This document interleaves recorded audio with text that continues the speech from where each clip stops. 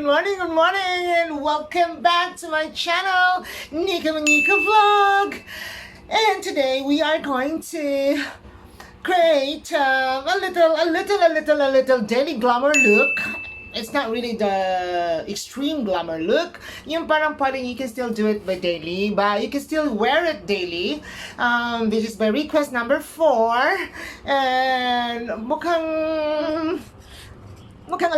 medyo nagustuhan niyo yung yung session. Parang yung garden channel ko nagiging makeup channel na to ha. But anyway, I'm enjoying it.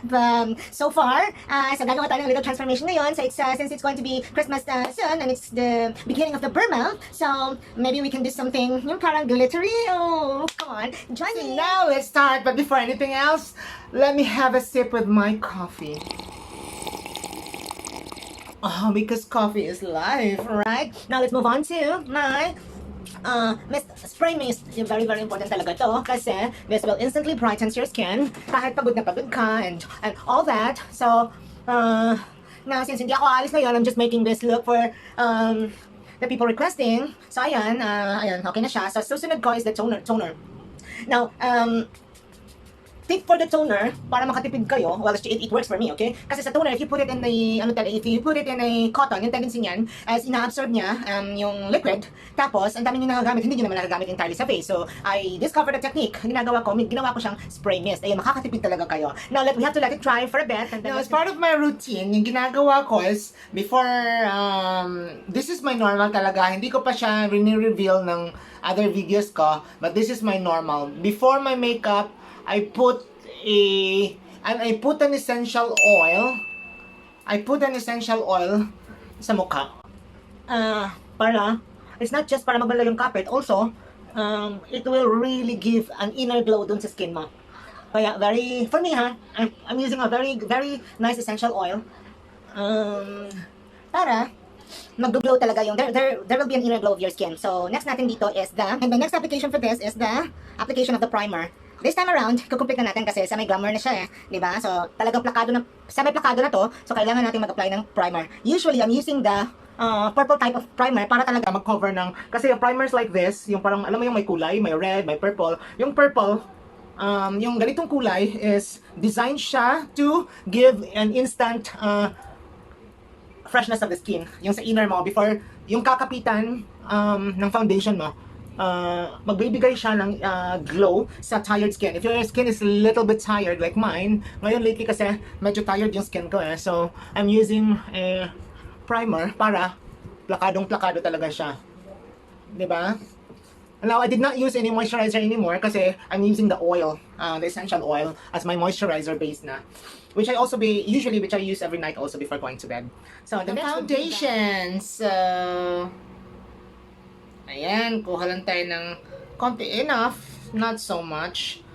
Enough lang to cover the skin. So, lagay lang natin siya accordingly dun sa skin natin para we can prepare na for the blending. So, I'm using a blender brush, but it's a blender sponge.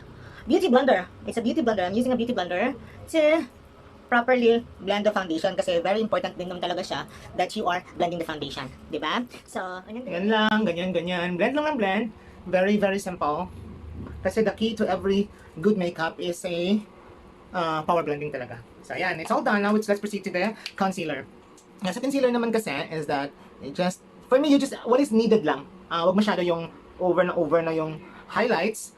Ano lang talaga, yung area lang talaga na yung i-cover nyo, yung talagang imperfections lang huwag masyadong over. Wala magmumukha na tayo ditong arena, di ba? So, ayan, again, blend lang ng blend. That's the technique, it's always the blending. Blend lang tayo ng blend. Yan lang, ganon, pop, ganon. Blending is the key to everything. At first, you will notice na puting-puti masyado siya. But you have to look for a concealer that will also match your skin type. A little one shade lighter. Kasi this will be your highlighter already. So it has to be one shade lighter para naman maganda siya yung effect. Parang bright na bright yung eye area na. Di ba? Blend lang ng blend. Now it's over. It's done. So now we are going to bake my face with a setting powder. Ito, lulutuin natin siya.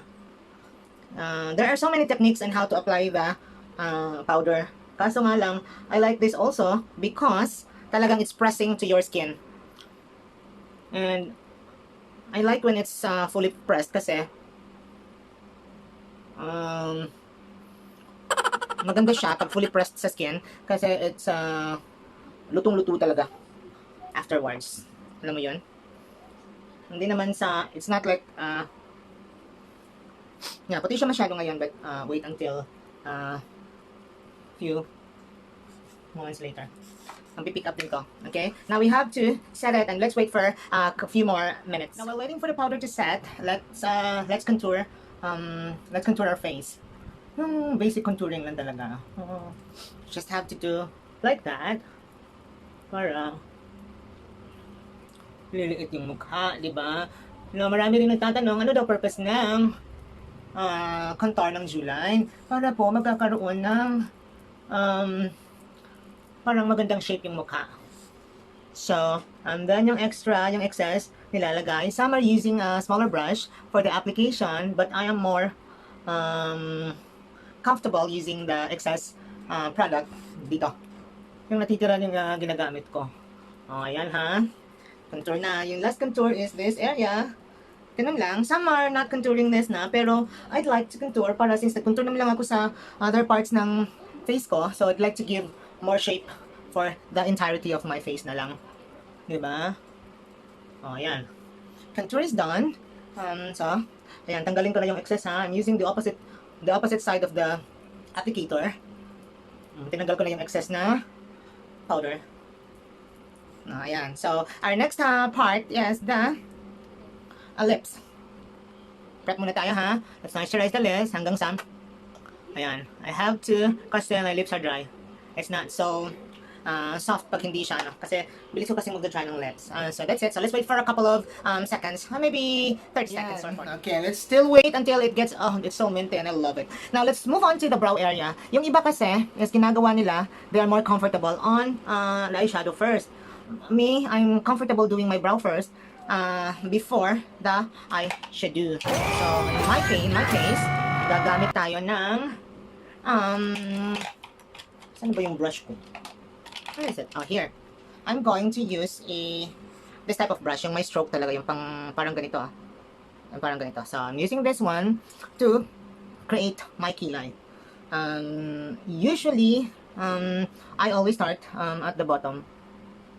Ito may liquid content siya ha, so bilis-bilisan yung process. If you're using like this, kailangan nyo talaga siyang hindi yung masyadong matagalan kasi pag nagda-dry na siya mahirap siya tanggalin, para siyang semi-permanent kasi.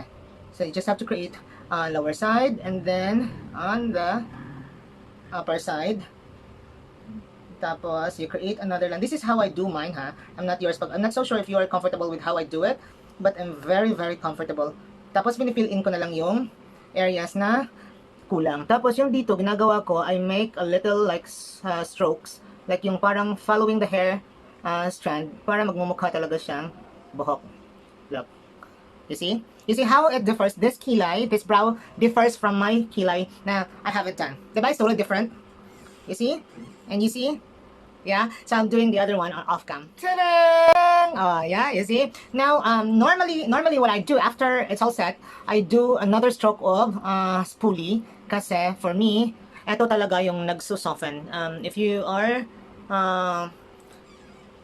parang you have to set it with a spoolie kasi para talagang more softer look siya. So tingnan mo yung kilay, the before and after, totally different, diba? Now let's move on to the kilay. Now I'm doing the brow. Before anything else, I normally, kasi if it's going to be a lot of playing dito sa mata, ginagawa ko kasi I put a concealer talaga. If you have a anong tawag dito? If you have a eye primer, then you may use that one. Ako kasi, I have pero tamad kasi ako kumuha ng lahat ng products so I'm using a whatever is in here na lang. So since I also like the idea kasi of putting the concealer dito sa mata para kumakapit talaga yung eyeshadow. So let's play with the now using a blending brush. I'm building up a base on my eye. So, I'm using a shade na yung, alam mo yon yung rosy color lang siya, pinkish tone na namang kulay nito. I don't know what's the color of this one, but I'm using this color over here. But it is like some yung parang rosy color lang siya. I'm using this as a base. Hindi naman talaga siya, makeup is not really difficult. You just have to learn the very, very basic technique in doing so. Kasi, especially dun sa mukha mo, you have to properly memorize naman yung mga areas na dapat mong i-applyan. Also, kasi makeup is just like an art, diba? This is like drawing. So, the next application is my crease color. Yung kulay, alam mo yun sa crease, this is the crease part, right? So, what we need to do is, we put something na nagpa-pop up yung eye. Yung parang kulay na maganda siya tingnan in a lot of ways. Right? So, I'm using another purplish rosy shade sa crease area. Ito yung crease, diba? So, yan lang yung ginagawa. Ginagawa ko ngayon is actually a basic makeup talaga. Yung pwede mo siya i-morning makeup, na pwede mo rin siyang panggabi. Diba? So, this is what I do. I'm just building up the color sa crease part para naman, so dapat iaabot mo talaga siya hanggang dito. That's for me. I'm comfortable kasi doing so. Yung parang ganun. Para it would create an opening version of your eye. So, but since I like, this is a little glittery and I like putting gold color this time around. So, ginagawa ko sa gold is, I put it from here, from inside to here. Sa middle lang. Pag masyadong over. So, basically, I'm using 3 colors now. Yung panghuli na kulay na gagamitin ko is, I will be using another brush for my edge part. Now, for my edge part, usually, ginagamit ko is darker shade. Dito na siya, this part. Kasi, your eye needs to open. Alam mo yun, ginagawa ko kasi dito na area is to actually darken it lang. Kasi this is the edge part na magbibigay ng, look you see? You see the difference? Now, I am going to do the other part also. Kasi, this is very, very important for the eye and sa side part na. Tingnan nyo. You see? Diba? Now, we do the lower line. To do the lower line, yung ginagawa ko is use the edge color na ginamit mo, and then, ito rin yung gagamitin ko sa lower. Look how I do my lower part. I normally do not color my waterline. Just yung sa lower lang. Yeah. Like that. Kasi pinapalaki niya yung mata mo. Diba? And then also, I do the lower part. Diba? Normally, hindi na ako gumagamit ng eyeliner. Just my personal preference. Preference lang. Sorry. For that. Now, move on to the eyeliner. Ginagamit ko is this, the blue shade. Paubos na siya. Ito, I need to color the waterline talaga. For me, it's very, very important. To some kasi, ayaw na nila kasi they're not comfortable with it. But sa akin kasi, I like this part to be fully, alam mo yung waterline na wala talaga nakikita? Kasi sometimes if you don't color it, ang tendency kasi, you have your mascara on and everything. Pag sa malapitan, yung mata mo nakikita, pag dilat mo ng ganun, talaga nakikita talaga yung waterline mo is like white na pinkish na whatsoever. Now, let's move on to the, I forgot, but let's move on to the mascara part. I just need to curl the lash. And then, normally I don't do this, but since ngayon, full talaga yung ginagawa kong video, so maybe I thought I should be using this. Para naman for some people na hindi marunong gumamit nito, usually yung effectivity nito is actually 10 seconds. You have to hold it for 10 seconds. Now, ayan o, instant na siya, diba? So, let's move on to the mascara. Sa mascara naman, for me kasi, I do it, yung hindi masyadong over na over. Parang super, tawag dito, super thick. Kasi baka hindi na ako makadilat ng mata ko masyadong mabigat. For putting too much product. Right? Okay. A little. It's actually okay. You see? Now, I'm done with my mascara. Now, let's move on. What do you think of it? Look at my eye. It's just very normal. Even if it's daytime, you can still wear it and you can still go out, right? Now, let's move on to the blush part. Now, for the blush part, I don't want to use too loud. Kasi usually, di ba, ginagamit ko is the tint, right? For this time around, hindi yung tint gagamitin ko. I will be using like a rosy colored na a little nude color. Kasi, full na yung mata natin eh. So, I won't be using a loud color for now. not really loud, but I'll be using like a, more like a, yung very simple color lang. Baka nagtaka kayo, bakit sinasama ko talaga yung tip? Because I'd like it to look more like, alam mo yon, yung parang nainitan ka lang. Yan lang. See? Just a little. And then, okay na tayo dyan, di ba? Yung iba kasi gumagamit pa ng concealer. So for me, I find it too much, especially pag morning lang. So now let's move on to the highlighter. Kasi for me, I live with it. I live with highlighter. I love highlighter, and it's just a thing for me. You know, I really like highlighter, and I can't live without it. O, diba? Now, let's move on Now to for the lip part, kailangan natin siyang tanggalin. You see? See? Tanggal siya. Dead skin and everything. And it leaves your lips very, very soft and kissable. Like that. Very hydrated. Instant hydration siya, kaya mas maganda talaga if you put. Now, I will be using a playful color for my lips. Kasi I haven't tried using this one for the longest time. So, I'll be using a very, very thick and very vampire red for my lips. And then, the application for this is basically very simple lang. You just have to trace your lips accordingly. Kung gusto niyo naman yung i-overdo, then you just have to exaggerate a little bit. Kasi that if you're fond of doing it.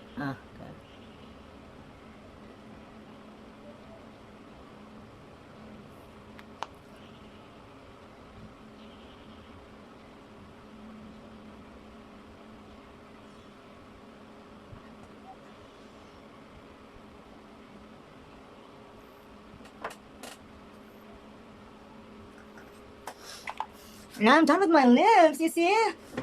So it's still very simple, pero, see, pang daily pa rin siya. Now, after this, kasi maganda na siya, diba? Tingnan nyo yung effect niya. So what I normally do, after okay na siya, tas okay na yung lower 90, yung eye bags is pretty fine naman. So what I do is I set it talaga. It's very important for me to set my makeup before going out or so. So, you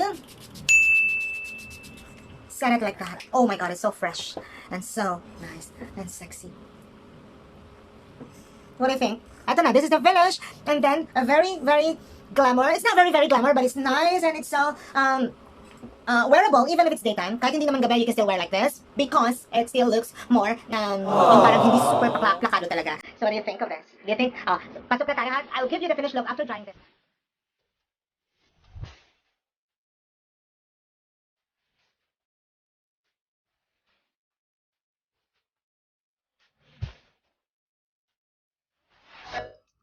And thank you very much for watching. And if you haven't subscribed to this channel, please subscribe to Nika Monica Vlog. Hit the notification bell. And please watch one of my video before you subscribe, so it will be counted as a real subscription. Thank you very much once again for watching. Bye!